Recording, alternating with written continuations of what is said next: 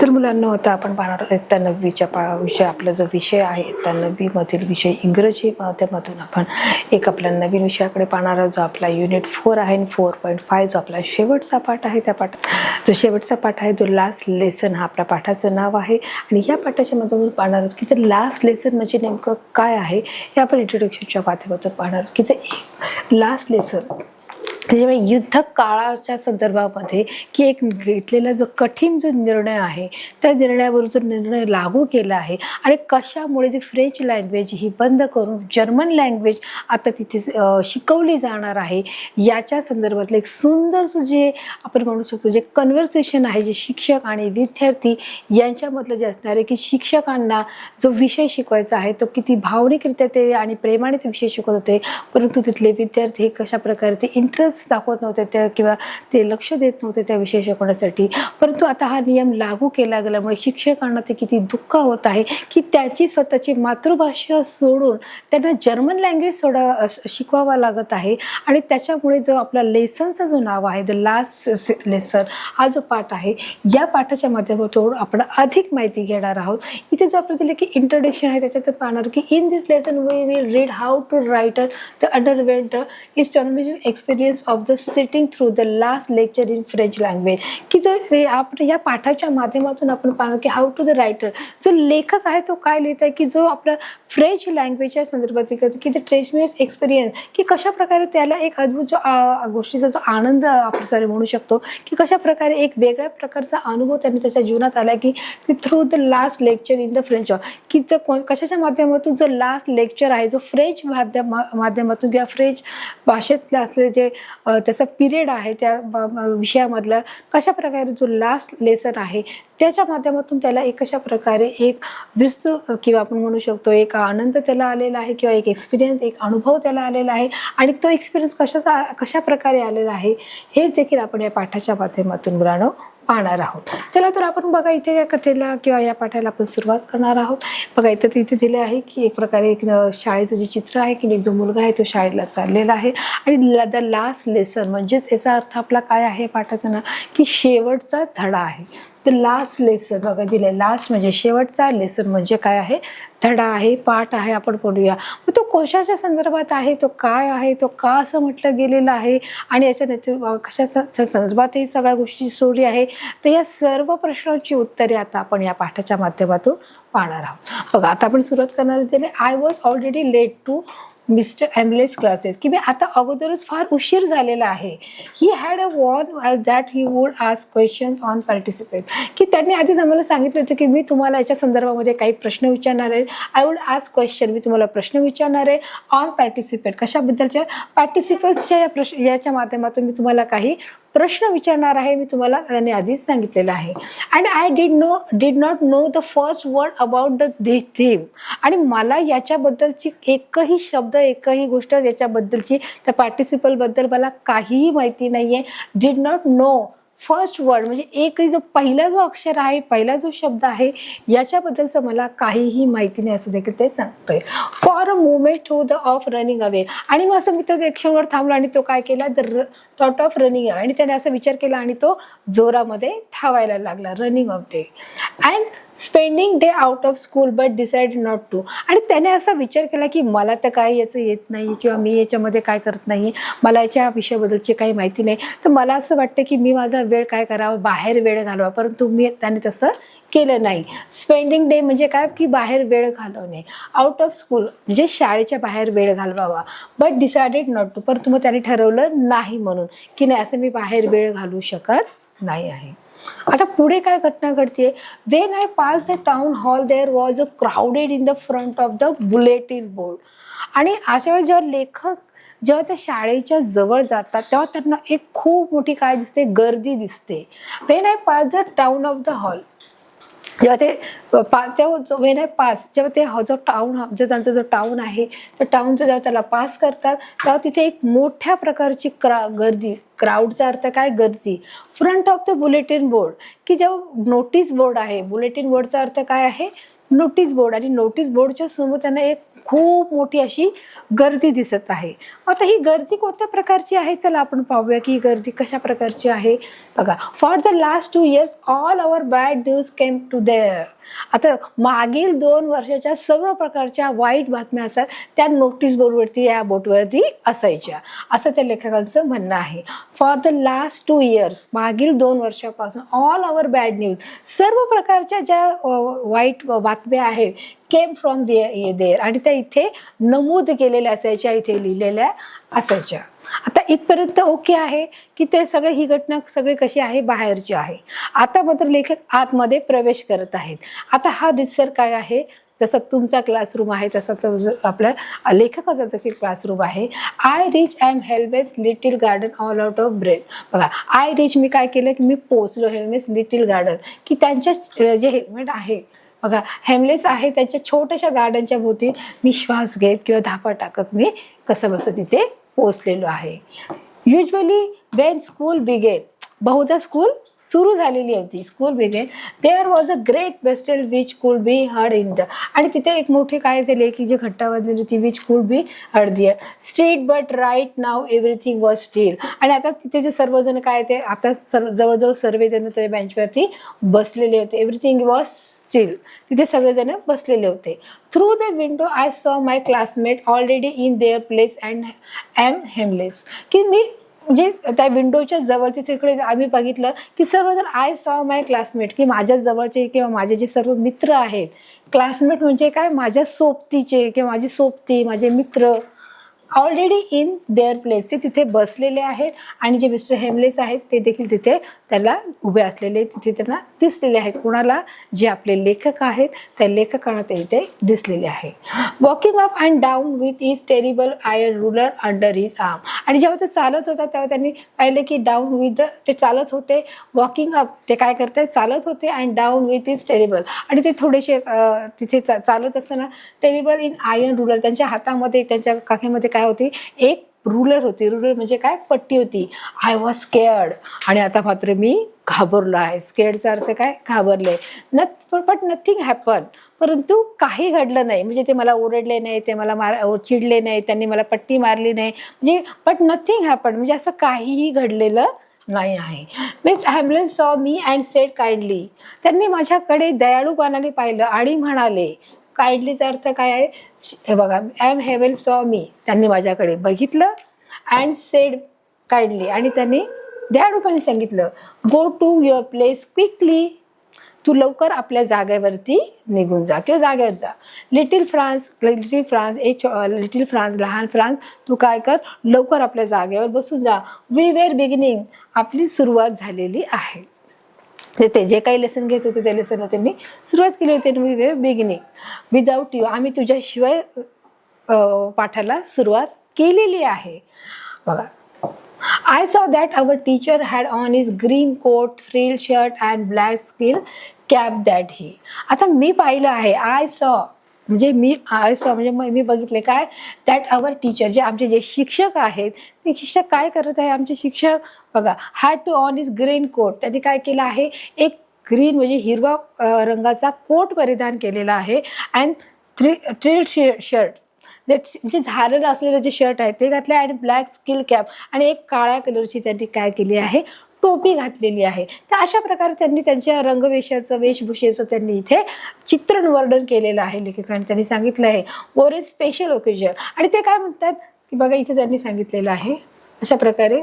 आता बघा ते त्यांनी सांगितलंय ओव्हर ऑन स्पेशल ओकेजन, आणि हे ज्यावेळेस जेव्हा काहीतरी म्हणजे एखादा कार्यक्रम असेल, एखादा समारंभ असेल, त्यावेळेस हे कपडे ते परिधान करायचे. Besides the whole school seem strange and solemn, आणि ते संपूर्ण त्याशिवाय ते संपूर्ण जो स्कूल आहे, जो होल स्कूल, हे सीम स्ट्रेंज अँड सोलोमन, एक सोलोमनचे एक जे चित्रण आहे त्याची जी प्रतिमा त्यांच्या मनामध्ये, तिथे एक वेगळ्या प्रकारचे अद्भुत चित्र त्यांच्या मनामध्ये सोलोमनचं चित्र हे तिथे प्लेस झालेलं होतं. M Henry started my children, this is the last lesson I shall give you. आता एम हेनरी काय स्टार्टेड म्हणजे त्यांनी सुरुवात केली आहे बोलण्यासाठी. काय सांगत आहेत ते बघा, इथे दिलं आहे की माय चिल्ड्रन म्हणजे माझ्या मुलांनो, दिस इज द लास्ट लेसन, आता हा एक शेवटचा लेसन आहे, शेवटचा जो धडा आहे. आय शॅल गिव्ह यू, मी तुम्हाला देत आहे. आय शॅल गिव्ह, मी तुम्हाला काय करत आहे, तो देत आहे. अशा प्रकारे त्यांनी त्यांच्या लेसनला त्यांनी सुरुवात केलेली आहे. The order has come from Berlin to teach only German in the school. आता त्यांनी काय सांगितलंय की आम्हाला मात्र अशी ऑर्डर आली आहे. कुठून आलेली आहे? Order has come to from Berlin. कुठून आलेली आहे की आम्हाला मात्र अशी ऑर्डर आहे की बर्लिनमधून ऑर्डर आली आहे की आता आपल्याला इथे जर्मन भाषा शिकायची आहे. टू टीच ओनली जर्मन, की इथे फक्त जर्मनी भाषा शिकवली जाणार आहे. द स्कूल ऑफ एलेन्स अँड लोरियन, जे स्कूल्स आहेत, कोणकोणते स्कूल आहे? एलेन्स अँड द लोरियन जे स्कूल आहे त्या स्कूलमध्ये फक्त आता जर्मन भाषा ही शिकवली जाणार आहे असे आम्हाला बुलेटिनमधून ऑर्डर आली आहे.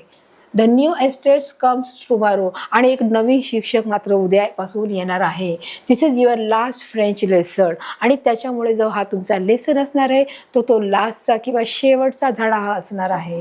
I want you to be very attentive, आणि माझी अशी इच्छा आहे की तुम्ही तो अतिशय लक्षपूर्वक लक्ष द्यावे, लक्षपूर्वक ऐकावा, लक्षपूर्वक तुम्ही तिथे लक्ष देणं, अटेन्शन द्या, असे माझी तिथे इच्छा आहे. आणि अशा प्रकारे ते शिक्षक त्या विद्यार्थ्यांना तिथे सांगत आहे.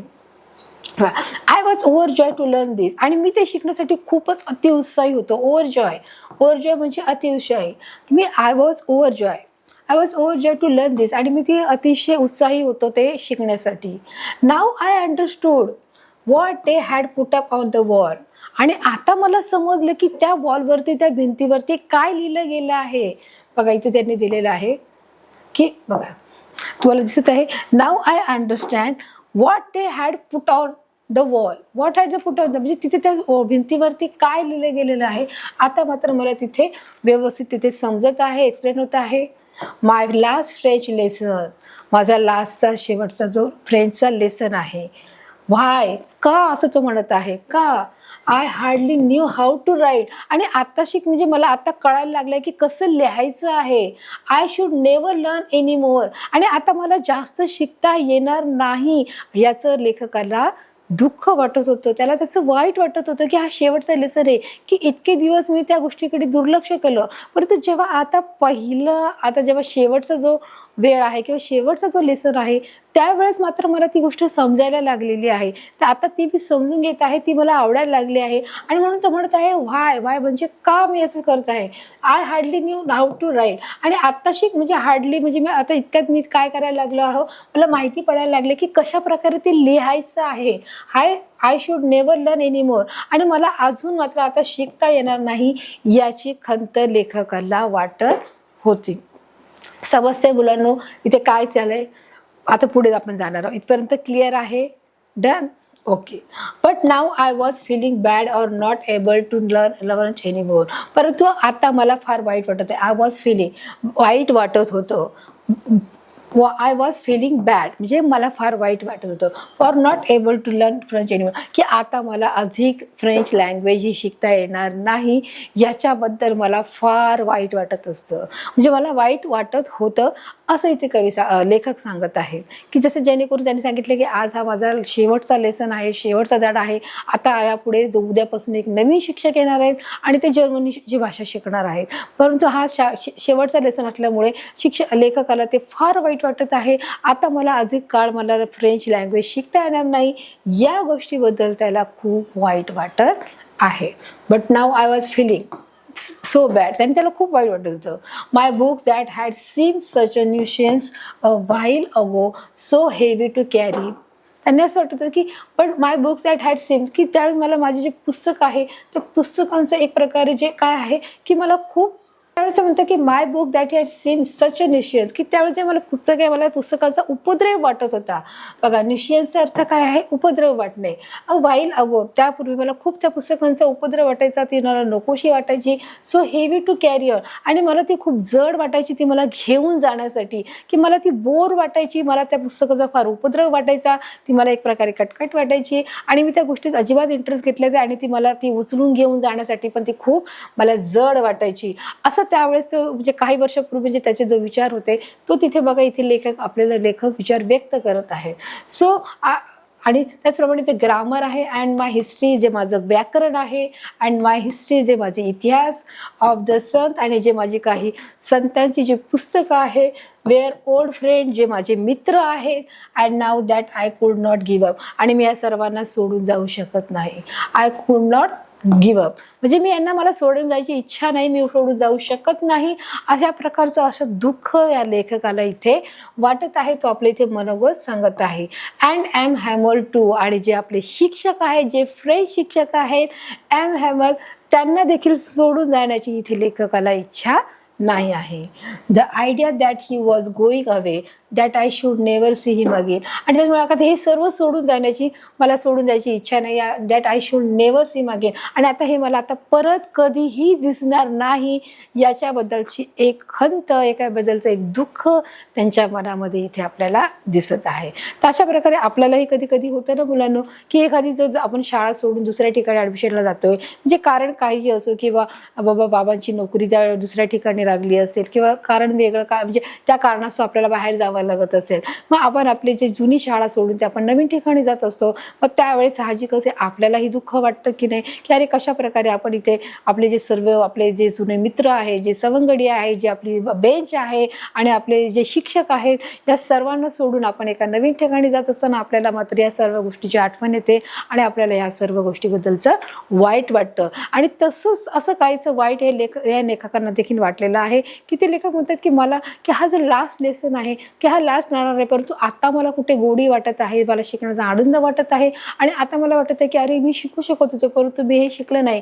त्यावेळेस मला याचा कंटाळा वाटायचा, मी फार उपद्रवी वाटायचं पुस्तकं, ती जड वाटायची उचलायला. माझं ग्रामरचं पुस्तक, माझं हिस्ट्रीचं पुस्तक आणि त्याचप्रमाणे माझे संतांच्या ज्या गोष्टी आहेत, जे माझे मित्र आणि जे माझे शिक्षक आहेत जे फ्रेंचचे, हे सर्वांना मला सोडून जाण्याची अजिबात इच्छा नाही.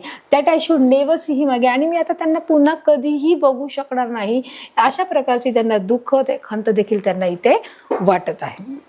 आणि अशा प्रकारचा तो मनामध्ये तो विचार व्यक्त करत आहे. Made me forget all about his rural and how क्रँकी he was आणि अशा प्रकारे made me forget all about आणि सर्व मला विसरून जावं लागेल अबाउट हिज रुरल, जी माझी जी पट्टी आहे त्याच्याबद्दल देखील, अँड हाऊ क्रँकी आणि मी किती विक्षिप्त होतो असं ते सांगतायत की हाऊ क्रँकी ही वॉज आणि आम्ही कशा प्रकारे सगळं विक्षिप्त आहे म्हणजे न सांगण्यासारखं आहे की म्हणजे हे पचवणं हे किती अवघड आहे असं देखील तो इथे लेखक आपल्याला इथे सांगतायत की किती क्रँकी आहे. Now I realize why my teachers had put on his fine Sunday cloth and why आणि मी आता मला रिअलाइज झालंय. नाव म्हणजे आता, आय रिअलाइज म्हणजे जाणीव होणे की my teachers had put on his fine की कोणत्या कारणामुळे जे संडेला जे कपडे इथे ते घालून आलेले आहेत त्याचं कारण काय आहे, ते चांगले कपडे घालून जे संडेला देखील आले त्याच्या कारण आम्हाला इथे समजलं आहे. आणि त्याचबरोबर जे old man of the village were sitting there in the black of the room आणि जे म्हातारी जे माणसं आहेत जे गावाकडून जे आलेले आहेत ते विलेजेस वेअर सिटिंग, ते का बरं ते बेंचच्या पाठीच्या मागच्या बाजूला ते बसलेले आहेत, मागच्या रूममध्ये बसलेले आहेत. It was because they were sorry too, कारण ते तिथे सॉरी म्हणण्यासाठी आलेले आहेत. आता ते सॉरी का बरं म्हणण्यासाठी आले तर त्याचं देखील कारण आपण आता याच पाठाच्या दरम्यान पाहणार आहोत. का बरं ते जे ओल्ड पीपल आहे, जे गावातले जे वयस्कर माणसं आहेत, का बरं ते तिथे शाळेत आलेत आणि ते का बरं ते सॉरी म्हणत आहेत त्याला तर आपण बघा पाहणार आहोत. It was because they were sorry too आणि ते देखील सॉरी किंवा सॉरी म्हणण्यासाठी तिथे आलेले आहे. That they had not gone to school more often. आता का बरं सॉरी म्हटलंय त्यांनी की त्यांना माहिती की आम्हाला जास्त शाळा करता आली नाही किंवा आम्हाला जास्त शाळा ही शिकता आली नाही, कारण जिथे आम्ही शाळा शिकत होतो तरी पण आम्ही तिथे लक्ष न दिल्यामुळे जे शिक्षक जे आम्हाला होते ते शिक्षक सोडून चाललेत ना, मग त्यांनी ज्यावेळेला शिक्षण घेतलं नाहीये मग that they had not gone to school more often, त्यांना वारंवार शाळेत जाता आलं नाही. It was their way to thanking our master for his 40 years of his faithful आणि ते त्यांच्या शिक्षकांना थँक्यू म्हणण्यासाठी आले की त्यांनी अतिशय प्रामाणिकपणे त्यांची जी सेवा आहे, त्याचं काम आहे ते अतिशय प्रामाणिकपणे काम केलेलं आहे आणि त्या प्रामाणिक काम करण्यासाठी बघा त्यांनी किती वर्ष काम केलं आहे, 40 years म्हणजे 40 वर्ष ते शिक्षकांनी काम केलं आहे आणि 40 वर्ष त्यांनी प्रामाणिकपणे काम केल्यामुळे त्यांना थँक्यू बोलण्यासाठी आणि आपण शिक्षण न घेतल्यामुळे सॉरी बोलण्यासाठी या दोन्ही गोष्टीसाठी ते तिथे आलेले आहेत. 40 years ऑफ फेथफुल, म्हणजे विश्वासू 40 वर्ष या शाळेशी, या माणसाशी, प्रत्येक विद्यार्थ्याशी विश्वासू राहिल्याबद्दल प्रत्येकजण तिथे त्यांना, त्या शिक्षकांना थँक्यू म्हणण्यासाठी तिथे आलेले आहे. Service and of showing their respect for the country that was their no more. आणि ते त्यांना ते त्यांच्या कामासाठी त्यांना थँक्यू बोलायचं, आणि and of showing their respect, त्यांना आदर देण्यासाठी, काय करण्यासाठी, त्यांना आदर देण्यासाठी, their respect for the country, आणि त्याचप्रमाणे त्यांच्या देशाला देखील आदर देण्यासाठी, that was their no more, की आता तो देश त्यांचा राहिला नाही. आता तो देश कोणाचा झाला आहे, तो जर्मनचा झालेला आहे ना, ब्रिटनचा झाला आहे. आणि त्याला सर्वांना आदर देण्यासाठी ही जी सर्व जी गावची जी मंडळी आहेत ती इथे जमा झालेली आहेत. हे देखील बघा तिथे शिक्षक, इथे ते आपल्याला जो लेखक आहे ते इथे सांगण्याचं काम करत आहेत. बघा आता पुढे काय झालं, आपण स्टोरी पाहणार आहोत. While I was thinking of this I heard my name call out. आणि ज्यावेळेस मी विचार करत होतो या सगळ्या गोष्टीचा, त्यावेळेस I heard my name call out, आणि मला एक आवाज आला. I could not say a single word, म्हणजे मी तिथे एक शब्दही बोलू शकलो नाही. I could not say a single word, single word म्हणजे एकही शब्द मी काय करू शकले नाही आहे, बोलू शकलो नाही आहे. Mister Hamel said, M Hamel said, बघा एम हॅमल सेड काय म्हणत आहे बघा, इथे दिलं आहे, पाहणार आहोत. I don't scold you little Franz, म्हणजे मी तुला ओरडणार नाहीये लिटिल फ्रान्स, मी काय करणार नाही, स्कोल्ड. स्कोल्डचा अर्थ काय आहे, SCOLD कोड. फक्त COLD कोड असेल तर काय असेल अर्थ थंड असेल, गार असेल. आपण म्हणतो की आता वातावरण किती थंड आहे, मग त्यावेळेस कोल्ड हा शब्द येईल. पण इथे स्कॉल्ड दिलाय, स्कॉल्डचा अर्थ काय आहे, ओरडणे. I don't scold you little Franz, मी तुला ओरडणार नाही आहे. You must feel bad enough, म्हणजे तुला जे वाईट वाटते ते पुरेसं आहे. Every day we have said, मी तुला रोज सांगायचो की तू अभ्यास कर, तू लक्ष दे, तू फ्रेंच लँग्वेज शिक. Every day I said I have plenty of time to learn, म्हणजे मी तुला 1000 वेळा, पुष्कळ वेळा मी तुला शिकवण्याचा प्रयत्न केला. आय हॅव प्लेंटी, प्लेंटी म्हणजे काय, खूप वेळा, पुष्कळ वेळा, त्याची जी गिनती होऊ शकत नाही. Plenty of time to learn, learn म्हणजे शिकणे. मी तुला कितीतरी वेळा शिकवण्याचा काय केला, प्रयत्न केला. I have plenty of time to learn and now see where we have come. आणि आता आपण बघतो, आता हे काय झालं आहे, की आता तू बघत आहेस की हे कसं झालेलं आहे. Now those fellow we will the right to say to you how is it you pretended. आता those fellow will have the right, आणि अशा प्रकारे जो राईट आहे तो त्यांच्याकडे गेलेला आहे. तू बघत आहेस, to be French man and yet you can neither speak nor write your own language. आणि जेव्हा ते जर्मन शिक्षक जेव्हा या शाळेमध्ये तुम्हाला शिकवायला येतील, त्यावेळेस ते म्हणतील की तुमची जी मातृभाषा जी फ्रेंच लँग्वेज होती त्याच भाषेमध्ये तुम्ही तुमचं नावही लिहू शकत नाही. मग त्यावेळेस तुला किती वाईट वाटेल. बघा, French man and yet you can neither speak, ना तुम्ही बोलू शकत, nor write your own language, नाही तुम्ही लिहू शकत. बघा, तर अशा प्रकारे तुम्ही लिहू शकणार आहेत ना, तुम्ही बोलू शकणार आहेत, आणि तुम्ही काही शिकून घेतलेलं नाही आहे असं इथे शिक्षक एक आत्मिकतेने किंवा एखाद्या प्रेमापोटी ते त्यांना समजावत आहेत. Your parents were not an exercise enough to have.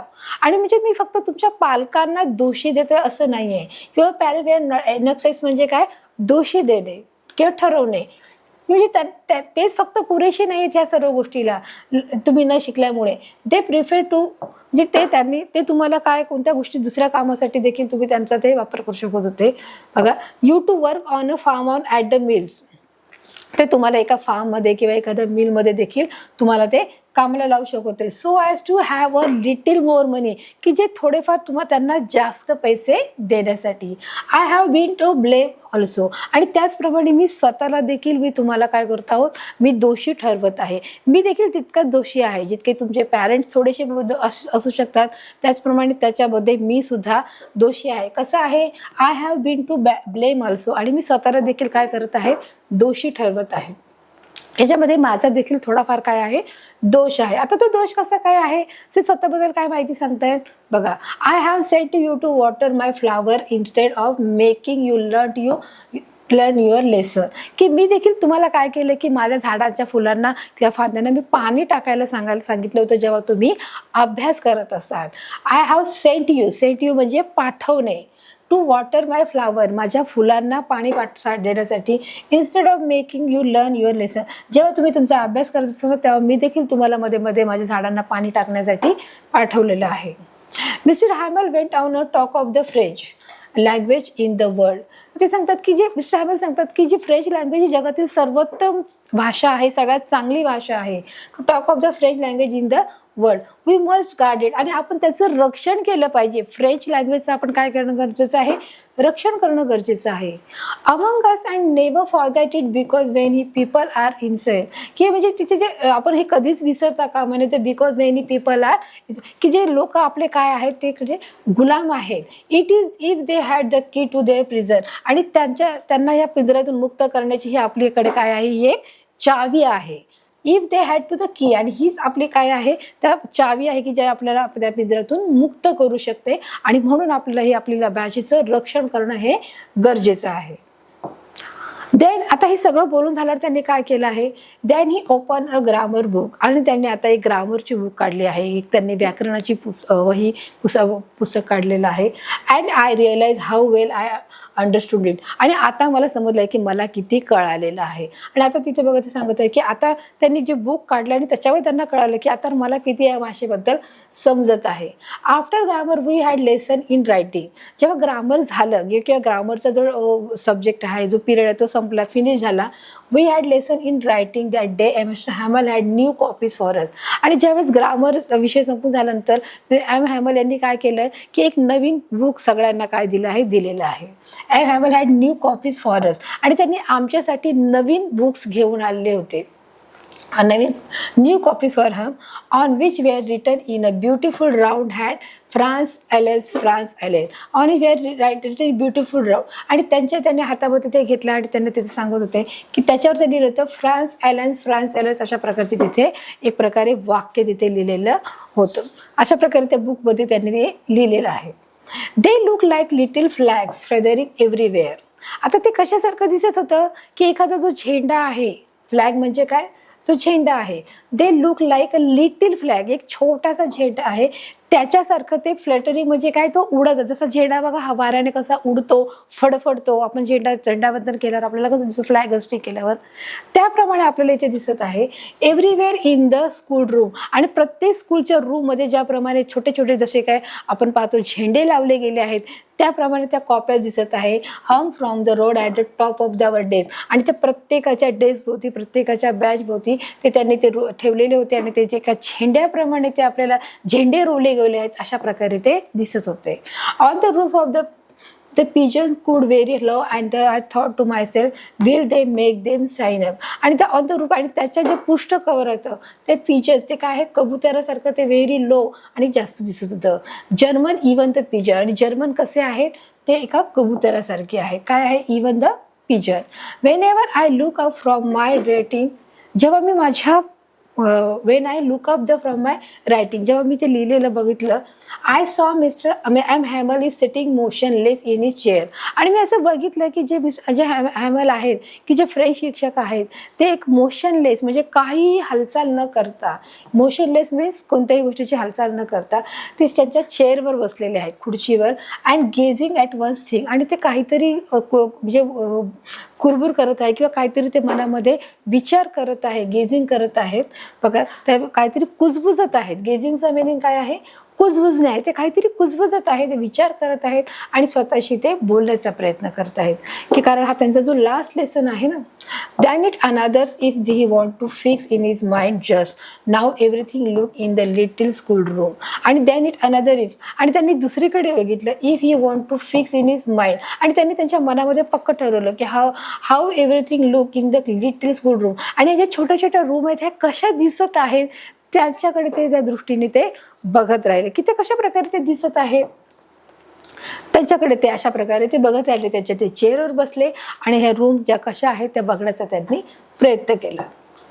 After the writing we had a lesson in his history. आणि नंतर लिहून झाल्यानंतर त्यांनी काय केलं आहे, we had lesson in his history. आणि नंतर मग त्यांनी इतिहास काढला. इतिहासाचा जो लेसन आहे तो पाठ त्यांनी काढला. And then the baby cheated the ba ba बी. आणि अशा प्रकारे त्याच्यावर देखील त्यांनी काही अक्षरं गिरवली. तर then the baby stated their ba be बो अशा प्रकारे त्यांनी तिथे लिहायला सुरुवात केली. कोणत्या जे हिस्ट्रीचं जे बुक आहे त्या बुकवरती त्यांनी अशा प्रकारे लिहिलं आहे. I remember that last scene everywhere. आणि मला चांगलं लक्षात आहे. आय रिमेंबर म्हणजे मला आठवतंय दॅट लास्ट लेसन, जो लास्ट लेसन आहे, जो लास्ट पार्ट आहे, व्हेरी वेल, तो चांगला झाला, खूप छान झाला, मला चांगलं आठवत आहे. All at once the church clock struck 12. बघा इथे त्यांनी दिलेलं आहे की जो ऑल ॲट वन्स चर्च, की जे तिथे एक जे चर्च होतं त्या चर्चचे जे घड्याळ आहे ते बरोबर कितीला वाजलं, 12 वाजता वाजलं. आणि at the same time the trumpets of the, आणि अशा ते वादळ त्यांच्या मनातलं ते थांबलं. आता इथे ट्रम्पेट्स बघा आता दिले आहे. तर अशा प्रकारे ते ॲट द सेम टाइम आणि त्याच वेळी त्याची घंटा आहे ती वाजली. Prussians sounded under the window. ते पर्शियन जे लोक आहेत त्यांचा आवाज येत होता त्या खिडकीमधून. त्याचा हॅमर स्टूड अप आणि ते काय झाले, उभे राहिले. आणि very Pele in his chair, आणि ते हळूहळू त्याच्या चेअरमधून ते पुढे पुढे सरकत गेले. पर्शियनचा त्यांनी आवाज ऐकला आणि अशा प्रकारे ते उभे राहिले आणि ते त्याच्या खुर्चीतून सरक गेले. My friend he said. आणि मग ते आता काय बोलले, my friend he said but something was choking him and he could not go out. आणि अशा प्रकारे ते काहीतरी बोलणार होते, बोलण्यासाठी त्यांनी आवाज काढला आणि ते म्हणाले माय फ्रेंड, माझ्या मित्रा. आणि असं बोलणार तितक्यात त्यांचा आवाज चॉक झाला. इथे बघा शब्द आला आहे चॉकिंग, म्हणजे काय, आवाज बसणे. की एखादा कंठ दाटून आल्यावर किंवा आपण एखादं खूप रडल्यानंतर आपण काही बोलायचा प्रयत्न केला तर आपल्याला काय होतं मुलांनो, आपल्याला बोलता येत नाही, आपला आवाज बसून जातो. आणि तशाच प्रकारचं जे मिस्टर हेमल आहेत की जे ते फ्रेंचचे जे शिक्षक आहेत की त्यांचा हा लास्ट सब्जेक्ट होता, लास्ट लेसन होता. आणि त्याच्यामुळे त्यांना त्या गोष्टीचं खूप वाईट वाटत होतं की अरे हा लास्ट लेसन आहे. आणि त्या गोष्टी त्यांना वाईट वाटत होतं. त्यांचा कंठ दाटून आला, त्यांचा आवाज हा बाहेर निघत नव्हता, तो चॉक झाला होता. चोकिंग म्हणजे आवाज बसणे आहे. हिम अँड ही कुड नॉट गो. आणि तशा प्रकारे ते तिथून हळूहळू ते निघून गेले. बघा, and he could not to go. तिथून ते हळूहळू ते निघून गेले. Him then he turn to the blackboard and took a piece of chalk. अशा प्रकारे ते त्या भागातून निघून नाही जाऊ शकले. Then he turn to the blackboard. आणि त्यांनी ते ब्लॅकबोर्डला वळाले. टूक अ पीस ऑफ चॉक. आणि एक छोटासा चॉकचा किंवा खडूचा तुकडा त्यांनी हातामध्ये घेतला. अँड रोट. आणि त्यांनी लिहिलं. काय लिहिलं बरं, विवेला फ्रान्स. विवेला फ्रान्सचा आता याचा मिनिंग काय आहे बघा, त्यांनी दिलं की त्यांचं त्यांच्या फ्रेंच लँग्वेजबद्दलचं किती प्रेम होतं की त्यांना तो कंठ दाटून आला, ते शब्द बोलू शकले नाही. आणि म्हणून त्यांनी बघा त्यांनी सांगितलं, त्यांनी त्या फळ्यावर काय लिहिलेलं आहे, विवेला फ्रेंच, म्हणजे काय, लॉंग लिव्ह फ्रान्स, म्हणजे फ्रान्स अमर राहे किंवा फ्रान्स जिवंत राहो. आणि अशा प्रकारचं त्यांनी इथे एक सुंदरसं वर्णन त्यांनी ते सांगितलेलं आहे. He made a gracious with his hands to say school is dismissed. आणि he made gracious with his hands to say. आणि एखाद्या थरथरत्या हाताने आणि कापताने त्यांनी काय केलं आहे, त्या हाताने त्यांनी ते लिहिलं आणि ते म्हणाले and school is dismissed you may go. आता स्कूल संपलेली आहे आणि यू मे गो, आता तुम्ही काय करू शकता, तुम्ही जाऊ शकता, असं देखील त्या शिक्षकाने ते सांगितलेलं आहे.